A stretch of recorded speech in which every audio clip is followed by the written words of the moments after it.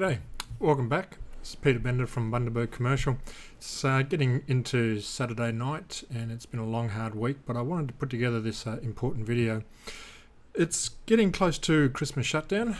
Different nationalities and different countries have different versions, but in Australia we tend to pretty well close down the week before Christmas and don't come back to work till about mid-January.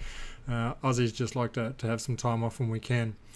I wanted to have a look at a few things. One, I wanted to talk about the year that was, the year that is, and have a look at maybe what we can forecast for the year next year. I'm not into fortune telling. My methodology is more in regards to having a look at what the main forces are that are in play and work in space to try and react accordingly. We'll have a look internationally, nationally and locally, regionally, and wrap it up pretty quickly.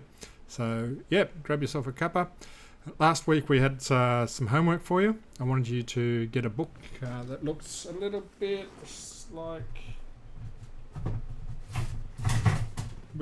one of these, which we call a knowledge book. So you can write down your thoughts on the video today and have a bit of a think about it and run through there. Looking at the year that was, if we start overseas, I would be concerned with the United States. Commercial property over there is in a bit of a basket case right now.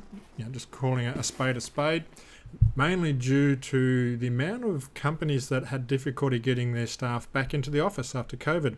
Even though COVID was several years ago now, a lot of people decided they liked the idea of working from home and have continued to do so, which means companies have a lot of empty office space. That rolls down the line. Leases are now being signed at smaller amounts of property, and some big organisations, I think you probably saw Multiplex Brook or along those lines, actually handing back buildings, entire skyscraper buildings, to their banks because it's actually better off for their shareholders to have the properties vacant than it is to try and work through the time period. That and the uncomfortable amount of debt that America has is an issue. There's the almost seesawing effect now, almost a tipping point with the superpowers of China and America. How that will pan out in time. I think eventually China will become the main superpower in the world, and they're just starting to show that. Whether that'll be a smooth transition or an ugly transition, only time will tell. So America has me a little bit concerned. Europe is fairly strong. It's got multiple economies. They're working through, England exiting the European community. There's not a lot happening through there. Of course, you're looking also at the war with the Ukraine and Russia.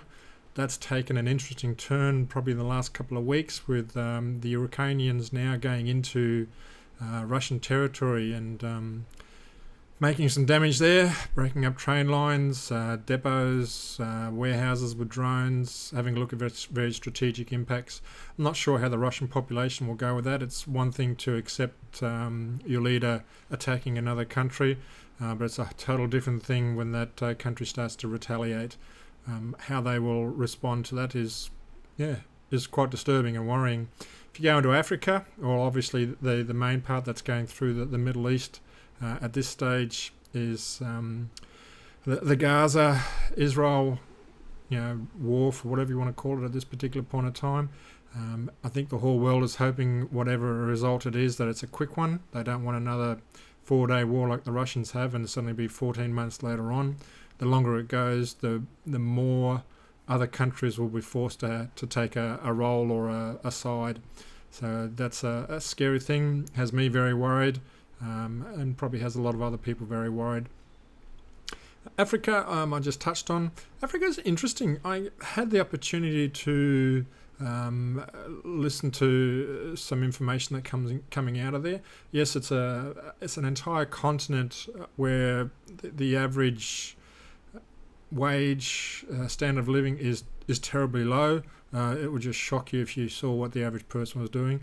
However, it's definitely improving and growing and developing and churning. South America is very similar. Neither of those two continents are of the caliber of Europe or or United States, North America bracket, but they're definitely growing. Corruption is a big issue in both those areas as power bases continue to evolve from criminal elements to more legitimate elements, but they will hold a lot of hope both for the people of those continents and the rest of the world, hopefully, as we continue to grow markets and work economically. Asia is interesting. There are some question marks about the Indian economy, which will be interesting to see how that pans out. In Australia, in the last probably 6 months, we initially saw a huge withdrawal of funds from Indian investors as they brought their money back to India because they were concerned about what was happening over there. That was probably a reactionary move. I think people suddenly decided, well, hang on, if we're going to have trouble in India, we probably don't want to have our money in India. So from an Australian point of view, we saw a lot of Indian and subcontinental investors getting very active, buying a lot of assets and properties. Further in Asia, the Southeast Asian areas are fairly quiet and stable. In the Far East, China and the South China Sea and Taiwan and Korea, they're all like thin ice. That once again has me worried. So all in all, I get concerned with the state of play internationally. What that means for commercial property and businesses is you'll find that when the world is in this sort of situation, a lot of money is put into gold because it's quite transferable, and in the worst case scenario, if you have to flee a country, you take a bag full of gold with you and you can restart another place. That methodology probably isn't applicable anymore, but the mentality that people have is still the same. Alternatively, they will take money out of banks and put it into commercial property and investments and the likes of that. So I think if the world continues on the path it is, the impact on commercial property is still going to be strong. There's going to be plenty of money coming in. If we look at nationally, in Australia, it's interesting. We have to remember we're a small fish in the world. So, what happens overseas will have ramifications to us. We are at the stage our government is starting to consider balancing its budget a fair bit. The concern that I have is the way that they're balancing it is they're cutting projects, big commercial projects, developmental projects that will create a profit. And not attacking some of the spending that we're doing on issues that aren't bringing us a return. So the idea is right, the application's not. I'm not going into politics, but that's how I see the national state of Australia at this particular point of time. Queensland, we're looking long term at 2032 with the Olympics. There's a fair bit of change through there. The current government is the last Australian state government that is still there from COVID. So, and the money is that they probably won't be here at the next election in March. That will be interesting. It'll bring in a Liberal government, and in Australia, a Liberal government is the government that traditionally supports business.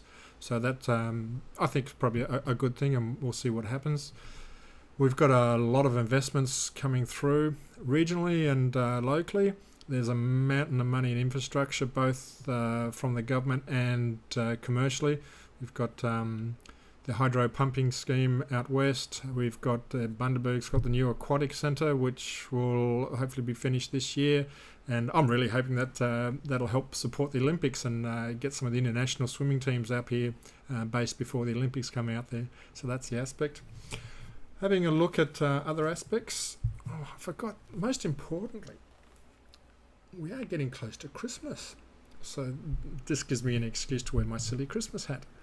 Well, you can't take life too seriously.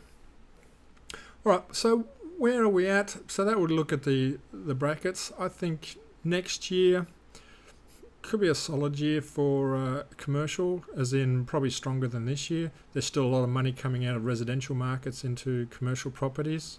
I'm concerned with the amount of investors that have spent more than 6 months looking for a commercial property or a business. Hence the reason why we've started the video series, commercial businesses and properties. Having a look at that to help particularly those clients, and also clients who have picked up their first property or first business and it's just not everything that it's turned out to be. So we've run those sort of brackets. that's probably enough from what I wanted to say. It is Christmas, so please enjoy your time with your family. It's important. I'll be spending a fair bit of time apologising to my wife for neglecting her for the last 12 months to run through there. And most importantly, I hope to have a bit of a break, which means I can take off my Santa hat and put on my other silly hat, which is my fly fishing hat. So I don't know what you're up to for Christmas, but I'll be fly fishing, and on days when I can't do that, I'll be reading books. So take care, God bless, and I look forward to catching up with you next year on a huge journey for commercial properties and businesses. Take care and God bless.